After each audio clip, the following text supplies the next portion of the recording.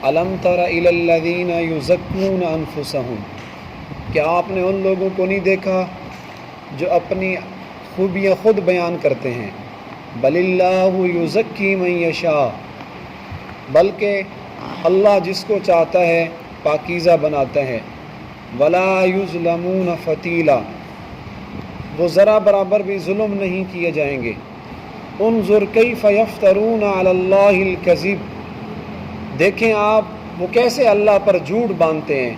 وکفیٰ بہ اثما مبینا، اور کافی ہے یہ واضح طور پہ بہت بڑا گناہ۔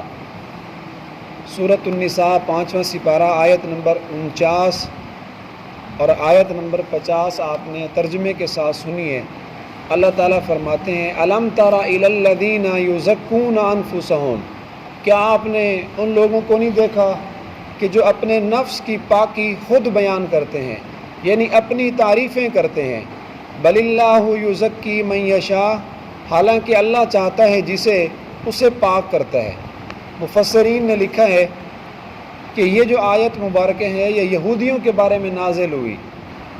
یہودی جو تھے وہ اپنے منہ میاں مٹھو بنتے تھے، اپنی تعریفیں کرتے تھے، اپنے آپ کو صالح، متقی، عبادت گزار، حتیٰ کہ یوں کہتے نحن ابناء اللہ و احباؤ۔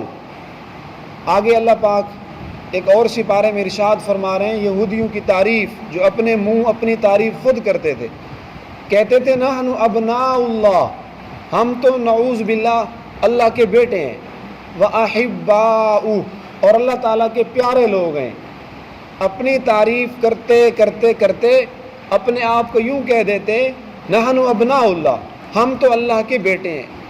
حالانکہ کل کے درس میں بڑی تفصیل سے گزرا تھا کہ اللہ تعالیٰ ذات میں بھی یکتا ہیں، صفات میں بھی یکتا ہیں۔ لم یلد ولم یولد، نہ تو اس کی کوئی اولاد ہے نہ اللہ کسی کی اولاد ہے۔ حدیث قدسی ہے، حدیث قدسی اسے کہتے ہیں جو اللہ تعالیٰ کا فرمان ہے لیکن وہ قرآن میں نہیں ہے، وہ حدیث کی صورت میں ہے۔ ایک تو اللہ کے ارشادات ڈائریکٹ قرآن میں ہیں، اور کچھ اللہ تعالیٰ کے فرامین ہیں، اللہ کے احکامات ہیں، وہ حدیث میں موجود ہیں، اسے حدیث قدسی کہتے ہیں۔ حدیث قدسی ہے، حضور علیہ الصلوۃ والسلام نے فرمایا کہ اللہ تعالیٰ فرماتے ہیں یسبونی ابن آدم، ابن آدم مجھے گالیاں دیتا ہے، انسان مجھے گالیاں دیتے ہیں۔ تو اللہ تعالیٰ سے پوچھا گیا یا اللہ کیسے بندے آپ کو گالیاں کیسے دیتے ہیں؟ تو اللہ تعالیٰ نے ارشاد فرمایا یدعو لی ولدا، میرے لیے بیٹا ہونے کا دعویٰ کرتے ہیں کہ اللہ تعالیٰ کا کوئی نہ کوئی بیٹا ہے۔ تو جب اللہ کی طرف کسی بیٹے کی نسبت کریں گے، چونکہ اللہ تعالیٰ کا تو کوئی بیٹا نہیں ہے، اللہ نے اپنی صفات خود بیان فرمائی ہیں لم یلد ولم یولد، تو جب اللہ کی طرف بیٹا ہونے کی نسبت کریں گے تو گویا کہ یہ آدمی نعوذ باللہ اللہ تعالیٰ کو گالیاں دے رہا ہے۔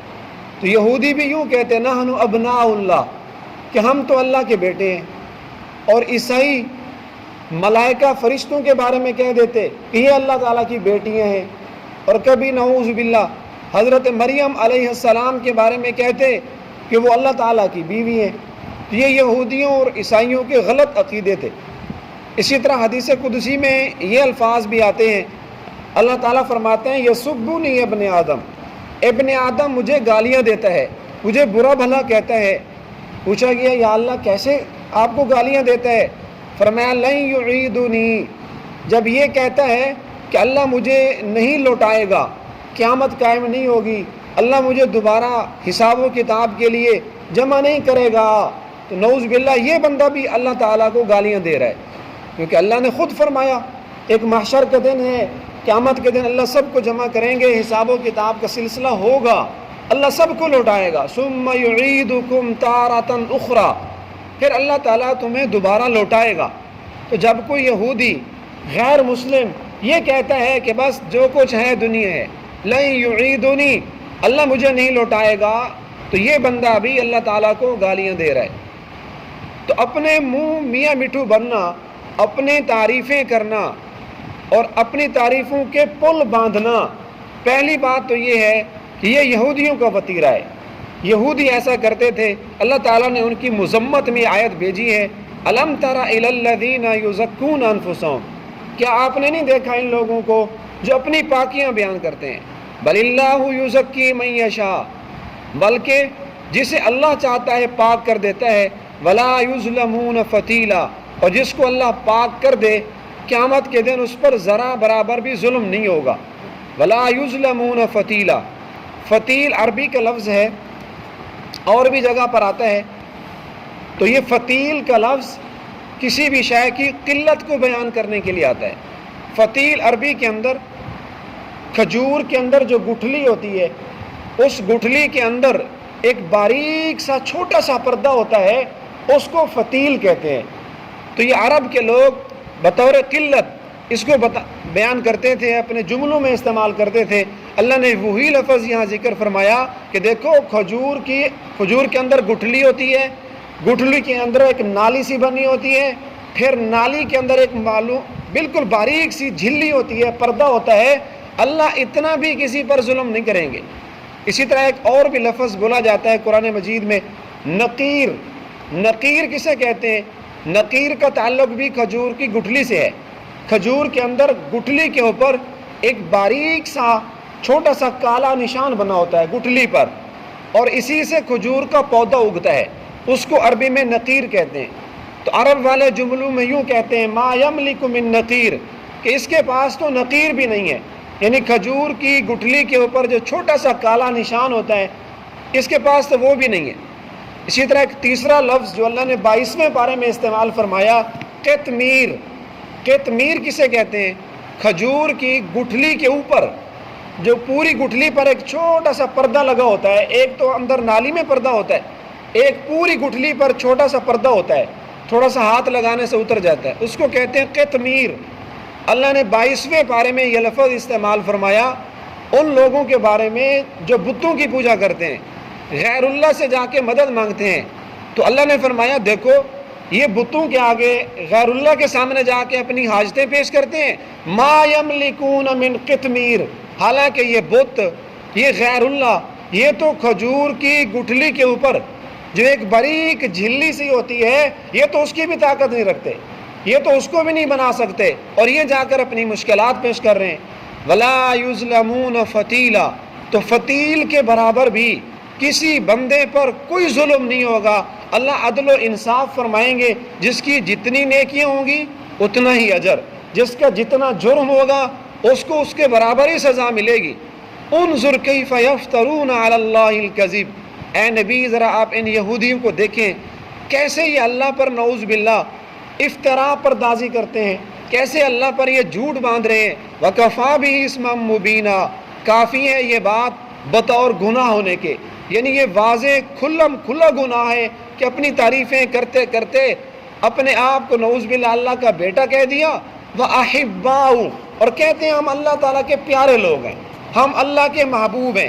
یہی تو تھے وہ یہودی جنہوں نے 70,000 انبیاء کو قتل کیا، اللہ تعالیٰ کی کسی بات کو نہیں مانا، منوانے کے لیے پہاڑ اللہ نے ان کے سر پہ کھڑا کر دیا، جتنی دیر پہاڑ کھڑا رہا اللہ تعالیٰ کے فرما بردار بنے رہے، پہاڑ ہٹ گیا، وَرَفَعْنَا فَوْقَكُمُ الطُّورَ، پھر دوبارہ اسی طرح اپنی بدعمالیوں پہ آ گئے۔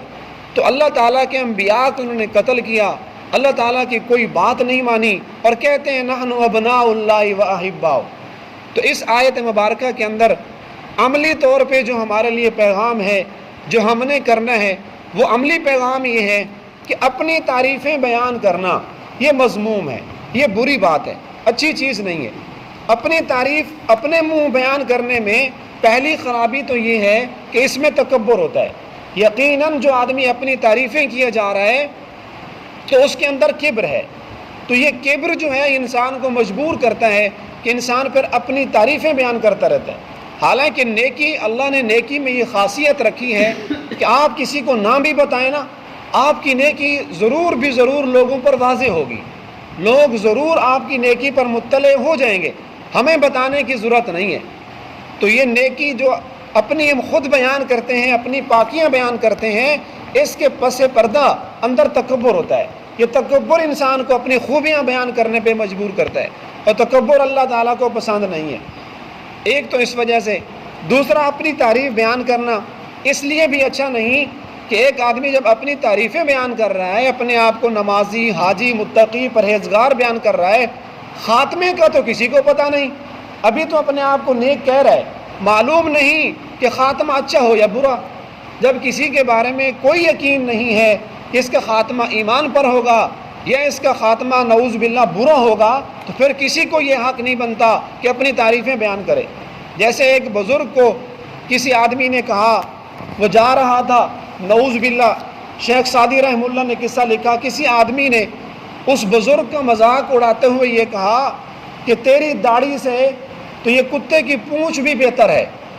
تو اس بزرگ نے بجائے غصہ کرنے کے اس آدمی کو کہا، بھئی دیکھو، اگر میرا خاتمہ ہو گیا ایمان پہ، اگر اللہ نے مجھے موت دے دی کلمہ پہ، پھر تو یہ میری داڑھی بہتر ہے، پھر تو یہ میرے بال بڑے قیمتی ہیں۔ نعوذ باللہ، اگر میرا خاتمہ جو ہے ایمان پر نہ ہوا، پھر جیسے تو کہہ رہے ویسے ہی ہوگا۔ تو بڑے سے بڑے اولیاء کرام بھی آخری دم تک اللہ تعالیٰ سے ڈرتے رہتے تھے۔ حضرات صحابہ کرام کا یہی عمل تھا۔ حضرت سیدنا صدیق اکبر رضی اللہ تعالیٰ عنہ کبھی کہتے کاش میں چڑیا ہوتا، کبھی تنکا اٹھا لیتے، کاش میں یہ تنکا ہوتا۔ ادھر اللہ نے حضور علیہ الصلوۃ والسلام نے عشرہ مبشرہ ہونے کا اعلان فرما دیا کہ آپ ان 10 صحابہ میں سے ہیں جن کو حضور نے دنیا میں جنتی ہونے کی بشارت دی، لیکن پھر بھی آپ کے اندر خوف اتنا تھا، کہتے کاش میری ماں مجھے پیدا ہی نہ کرتی۔ تو اپنی تعریفیں بیان کرنے میں یقین سے ہم نہیں کہہ سکتے کہ ہم جنتی ہیں یا جہنمی، اسی لیے یزکون انفسہم سے ہمارے لیے پیغام یہ ہے کہ اپنی تعریفیں بیان نہ کریں۔ ہاں البتہ اگر کسی کے اندر تکبر نہیں ہے اور وہ بطور تحدیث بالنعمت اپنے شاگردوں کو اپنا کوئی عمل بتاتا ہے یا اپنے سے ماتحت لوگوں کو کوئی پیر و مرشد ہے، اپنے اندر کوئی حقیقی خوبی ہو۔ بعض لوگ وہ اپنی جھوٹی تعریفیں کرتے ہیں، خواب دیکھا نہیں ہوتا، جھوٹا خواب بنا کے اپنے مریدین کو پیش کر دیں گے۔ بعضوں کے بارے میں تو اتنا ہی سنا ہے کہ اگر کسی کا کوئی مرید مالدار ہوتا تو وہ جھوٹا خواب بنا کے پیش کرتے ہیں کہ رات میں نے خواب دیکھا ہے کہ آپ اور میں روضہ رسول کی زیارت کر رہے تھے، میں نے رات خواب دیکھا ہے کہ ہم اکٹھے بیت اللہ کا طواف کر رہے ہیں، حالانکہ خواب ہوتا نہیں، وہ جھوٹا خواب اپنے اس مرید کو اس عمل پہ آمادہ کرنے کے لیے، ترغیب دینے کے لیے جھوٹی اپنی تعریفیں بیان کرتے ہیں۔ جھوٹے خواب، جھوٹا خواب تو ویسے بھی بیان کرنا بہت بڑا کبیرہ گناہ ہے۔ قیامت کے دن اللہ رب العزت اس کو مجبور کریں گے، اس کے جو کے 2 دانوں کو گانٹھ لگانے پہ اللہ فرمائیں گے اس میں 2 گانٹھ لگاؤ، حالانکہ کوئی اس پر گانٹھ نہیں لگا سکتا۔ یہ خاص قسم کا عذاب ہے اس بندے کے لیے جو جھوٹا خواب بیان کرتا ہے۔